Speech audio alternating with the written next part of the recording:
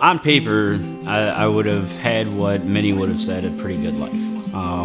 Was making decent money, had the good job, etc. But what people didn't see was what happened when I got off work. I was going home, I was sitting in front of the TV, I was drinking, everything that aids to depression. I had remembered from my time in service, my leadership saying, well, if you're homesick, go work out. If you're angry, go work out. If you're feeling depressed, go work out. And it took me 12 years, but I finally listened.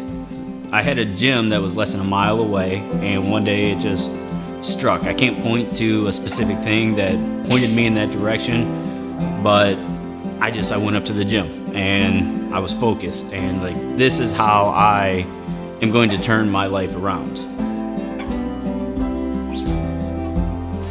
You have an identity when you're in the Marine Corps or other branches of service, and so when you get out, everything changes. Your entire life has changed.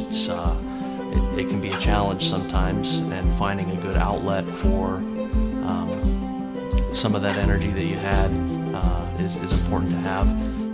So with my background in other veteran-centric nonprofits, I found that a lot of them, they say one thing, but I feel like they fall short of what it is they're saying that they do. If you want a gym membership, I can tell you where to go to get a free gym membership. If you want to run a 5K, I can tell you where to go to get a 5K. But that's not meeting the underlying issues.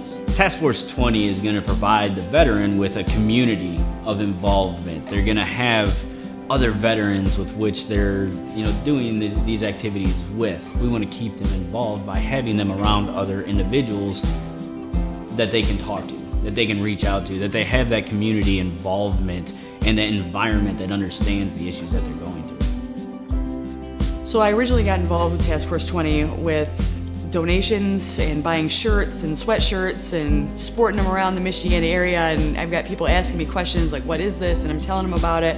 And then at that point in time, it started to make sense to me, like, why don't I just open a chapter here? I have veterans in the local area that we could reach out to and help. So I started the Michiana chapter, and we've been able to help several veterans with their gym memberships, CrossFit memberships, buying shoes, and then taking that financial burden off of being able to go and be physically active and help combat that PTSD and the depression and avoid alcoholism and drug use. And it's working really well so far. Your donations, your purchases, your time all go to help us succeed in providing this healthy outlet for veterans in our local communities who really need it.